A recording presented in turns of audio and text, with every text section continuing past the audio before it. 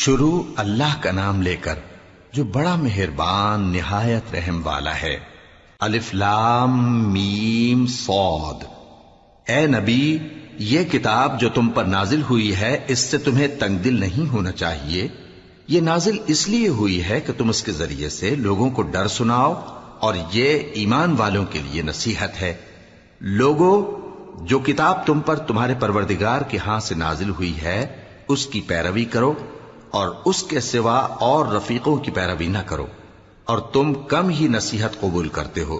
اور کتنی ہی بستیاں ہیں کہ ہم نے تباہ کر ڈالی جن پر ہمارا عذاب یا تو رات میں آتا تھا جبکہ وہ سوتے تھے، یا دن کو جب وہ قیلولہ یعنی دوپہر کو آرام کرتے تھے، تو جس وقت ان پر عذاب آتا تھا ان کے منہ سے یہی نکلتا تھا کہ ہائے، ہم اپنے اوپر ظلم کرتے رہے۔ تو جن لوگوں کی طرف پیغمبر بھیجے گئے ہم ان سے بھی پرسش کریں گے اور پیغمبروں سے بھی پوچھیں گے، پھر اپنے علم سے ان کے حالات بیان کریں گے، اور ہم کہیں غائب تو نہیں تھے۔ اور اس روز اعمال کا تلنا برحق ہے، تو جن لوگوں کی تولیں بھاری ہوں گی وہ تو کامیاب ہیں، اور جن کی تولیں ہلکی ہوں گی تو یہی لوگ ہیں جنہوں نے اپنے آپ کو خسارے میں ڈالا، اس لیے کہ ہماری آیتوں کے بارے میں بے انصافی کرتے تھے۔ اور ہم ہی نے زمین میں تمہارا ٹھکانہ بنایا اور اس میں تمہارے لیے اسباب معیشت پیدا کیے، مگر تم کم ہی شکر کرتے ہو۔ اور ہم ہی نے تم کو ابتدا میں مٹی سے پیدا کیا، پھر تمہاری شکل و صورت بنائی، پھر فرشتوں کو حکم دیا کہ آدم کے آگے سجدہ کرو، تو سب نے سجدہ کیا لیکن ابلیس کہ وہ سجدہ کرنے والوں میں شامل نہ ہوا۔ اللہ نے فرمایا، جب میں نے تجھ کو بھی حکم دیا تھا تو کس چیز نے تجھے سجدہ کرنے سے باز رکھا؟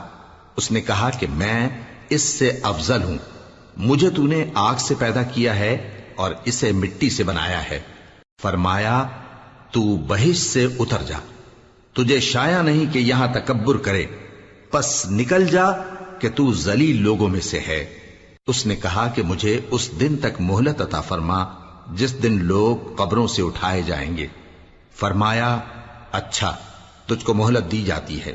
بولا کہ مجھے تو نے گمراہ کیا ہی ہے، میں بھی تیرے سیدھے رستے پر ان کو گمراہ کرنے کے لیے بیٹھوں گا، پھر ان کے آگے سے اور پیچھے سے اور دائیں سے اور بائیں سے غرض ہر طرف سے آؤں گا، اور تو ان میں اکثر کو شکر گزار نہیں پائے گا۔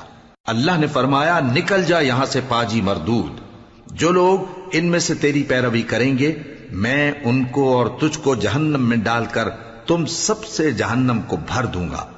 اور اے آدم، تم اور تمہاری بیوی بہشت میں رہو سہو، اور جہاں سے چاہو اور جو چاہو نوش جان کرو، مگر اس درخت کے پاس نہ جانا ورنہ گناہگار ہو جاؤ گے۔ تو شیطان دونوں کو بہکانے لگا تاکہ ان کی شرم گاہیں جو ان سے پوشیدہ تھیں ان پر کھول دے، اور کہنے لگا کہ تم کو تمہارے پروردگار نے اس درخت سے صرف اس لیے منع کیا ہے کہ تم فرشتے نہ بن جاؤ یا ہمیشہ جیتے نہ رہو۔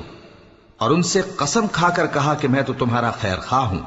غرض مردود نے دھوکہ دے کر ان کو معصیت کی طرف کھینچ ہی لیا۔ سو جب انہوں نے اس درخت کے پھل کو کھا لیا تو ان کی شرم گاہیں کھل گئیں، اور وہ بہشت کے درختوں کے پتے توڑ توڑ کر اپنے اوپر چپکانے اور سطر چھپانے لگے۔ اور ان کے پروردگار نے ان کو پکارا کہ کیا میں نے تم کو اس درخت کے پاس جانے سے منع نہیں کیا تھا اور جتا نہیں دیا تھا کہ شیطان تمہارا کھلم کھلا دشمن ہے؟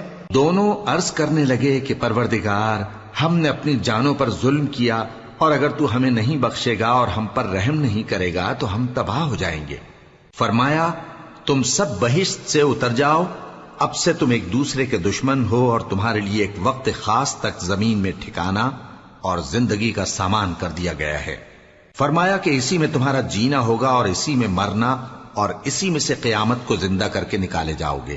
اے بنی آدم، ہم نے تم پر پوشاک اتاری کہ تمہاری شرم گاہوں کو چھپائے اور تمہارے بدن کو زینت دے، اور جو پرہیزگاری کا لباس ہے وہ سب سے اچھا ہے۔ یہ اللہ کی نشانیاں ہیں تاکہ لوگ نصیحت حاصل کریں۔